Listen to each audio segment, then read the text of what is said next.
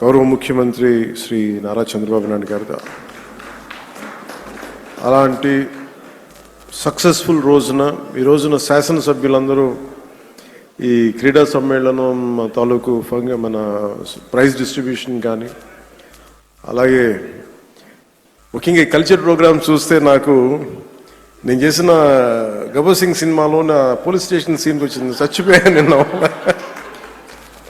అంటే నేను ఎప్పుడు నా లైఫ్లో ఇన్ని దశాబ్దాలు అంటే మనకు కొంచెం మన అసెంబ్లీలో ఇన్ని దశాబ్దాలుగా ముఖ్యమంత్రి గారిని మన నారా చంద్రబాబు నాయుడు గారిని చూస్తున్నప్పుడు ఎప్పుడు ఆయన ముఖం ఇంత నవ్వుగా నేను నా జీవితంలో మనం ఎవరూ చూడలేదు.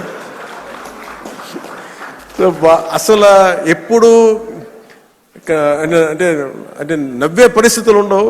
ప్రత్యేకించి ఇందాక మన గౌరవ శాసనసభ్యులందరూ కల్చరల్ ప్రోగ్రామ్ చేస్తూ ఉంటే ఒక నియోజకవర్గాన్ని బాధ్యత మోసే ఎమ్మెల్యేకి ఇన్ని బాధ్యతలు ఉంటే 175 నియోజకవర్గాలు ఆల్మోస్ట్ ఒక ఇన్ని పార్లమెంట్లు 25 పార్లమెంట్లు ఒక రాష్ట్రం ఇన్ని కోట్ల మంది జనం బాధ్యత మోసే వ్యక్తి నవ్వు రావడం అనేది ఉండదు. ఎప్పుడు లోపల ఎలా చేయాలి సమస్యను ఉంటుంది. అలాంటి వ్యక్తికి మీరు అలాంటి బలమైన నాయకుడికి మీరు నవ్వు కలిగించినందుకు మనస్ఫూర్తిగా మీకు చేతులెత్తి నమస్కరిస్తున్నాం.